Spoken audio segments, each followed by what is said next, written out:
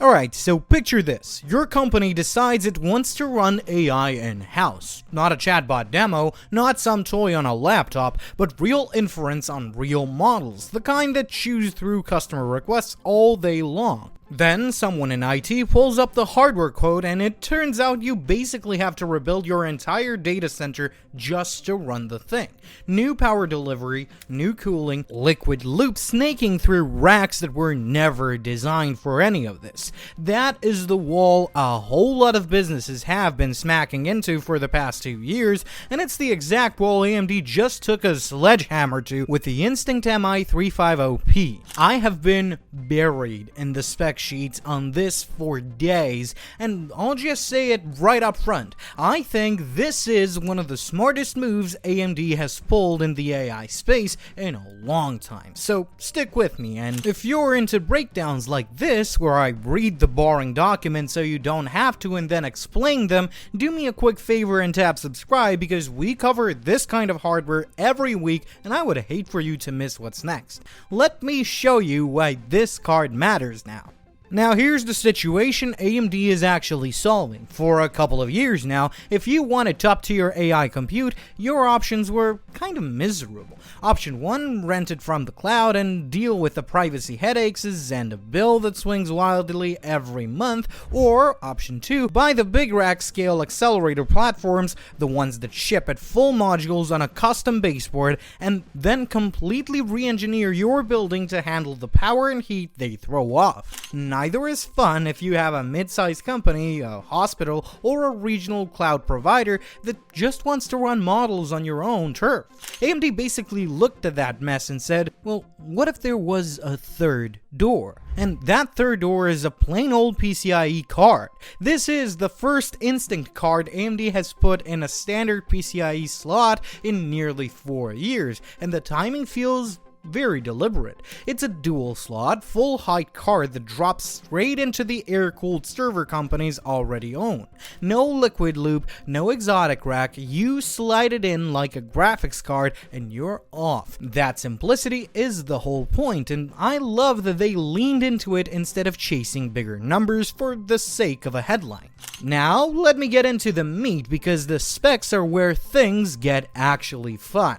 The MI350P is built on AMD's CDNA 4 architecture, the same generation powering their flagship data center chips, and it is manufactured in TSMC's 3nm and 6nm process. Inside, you get 128 compute units, 8,192 stream processors, and 512 matrix cores, all running at peak clock of 2.2 GHz. There are roughly 185 billion transistors packed onto this thing.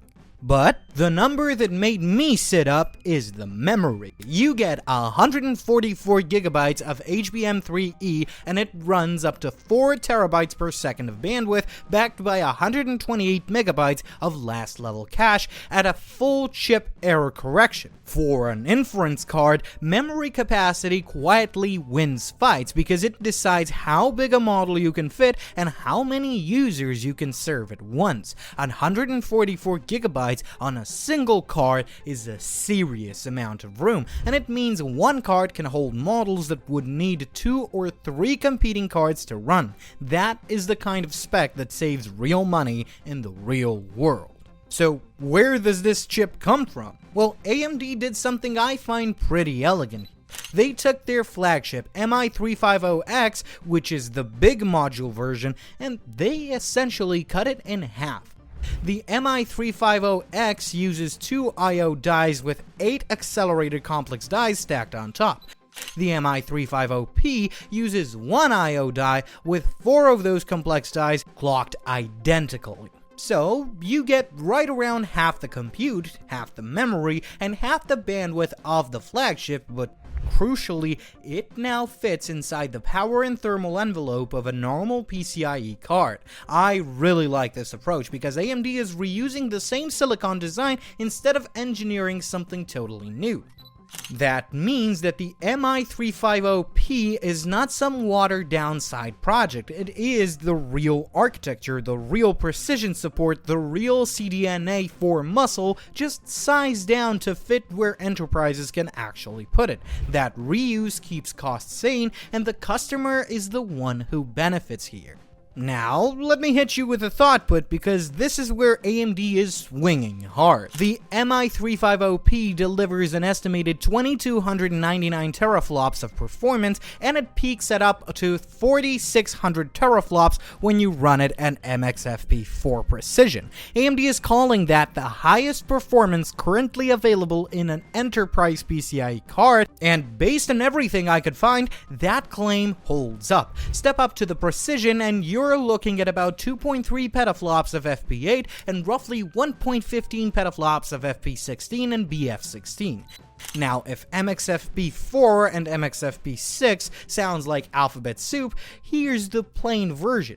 These are low-precision number formats that modern language models love because they let you push way more throughput while using less memory. The MI350P supports them natively, and it also has sparsity acceleration for the mainstream 8-bit and 16-bit formats, which basically means it can skip zeros in a model's math and get more done per watt. Lower power, lower cooling demand, more tokens per second. And for anyone running inference at scale, that combination is the entire ballgame, and AMD nailed the formats that the current wave of models are trained around. Now comes the part that genuinely impressed me, because a single MI350P sips power at a 600 watt board rating, and you can actually cap it down to 450 watts if your server is tight on headroom. But the fun starts when you stack them. These air-cooled server platforms can hold up to 8 of these cards in a single chassis, and some designs from Supermicro push that to 10. Let's do the math.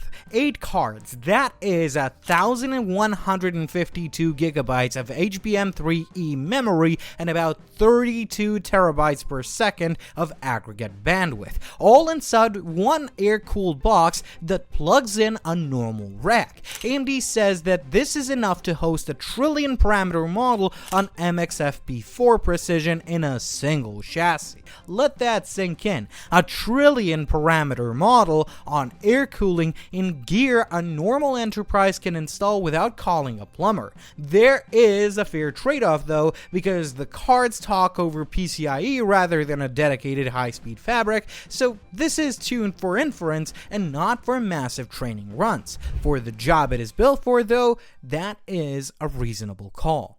Now, hardware is only ever half the fight, and honestly, this is where a lot of AMD's older efforts stumble. This time, though, they came prepared. The MI350P runs on ROCm, AMD's open software stack, and it plugs into what they call the Enterprise AI Reference Stack, which they hand to partners with no licensing fee. It supports the Kubernetes GPU operator for managing the whole life cycle, it has cloud-native Inference microservice, and it works natively with PyTorch. The headline for me is this though. AMD says you can migrate your inference workloads over with minimal code changes, and once it is running on premises, there are no ongoing per token charges. If you ever watched a cloud AI bill climb every month, you know exactly why that line lands. You own the hardware, you run your models, and the meter stops running.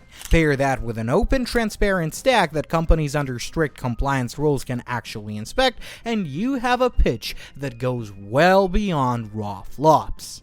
Okay, let me be real about the competitive picture, because that is what makes this interesting. The MI350P is aimed squarely at NVIDIA's fastest PCIe Inference card, the H200NVL, which carries 141 gigabytes of HBM3E on the older Hopper architecture. AMD's card matches it on memory and, by the theoretical numbers, comes out roughly 40% ahead in FP16 and FP8 compute. The H200 NVL has been selling in the $30,000 to $40,000 range, and while AMD has not yet published a firm sticker price and is pricing through partners deal by deal, everything about this launch is built to undercut on total cost of ownership. For years, NVIDIA basically owned the enterprise Inference slot without a real fight. AMD showing up with more memory, higher theoretical throughput, and an open no-license software stack is exactly the competition that the market needed. Even if you're a die-hard NVIDIA shop, you should be cheering for this because competition is what keeps prices honest and roadmaps moving. Now, this is not a paper launch either, which is the part that convinced me AMD is actually serious. At announcement, they lined up basically every major server maker. Dell, HPE, Cisco, Lenovo, Supermicro, and Gigabyte all committed to system on day one, with Dell rolling MI350P into PowerEdge platforms starting in summer of 2026. On the software side, you had Red Hat, Broadcom's VMware, Akamai, Nutanix, and others building support around it. When the whole OEM channel shows up at launch instead of trickling out designs later, that tells you the demand is real for this one. So where do I land in all this? Well, I think that the MI350P is one of the most sensible AI products I have seen in a while. It's not trying to win a benchmark bragging war against the biggest liquid-cooled monsters. It's trying to meet enterprises exactly where they already are, in the racks that they already own, running the models they already want without a bill that resets every single month. That is a far bigger market than the handful of hyperscalers, and AMD went for it with a card that reuses proven silicon, brings serious memory, and rides in on an open stack. Smart product, smart timing, and a real shot in NVIDIA in a segment that badly needed a challenger.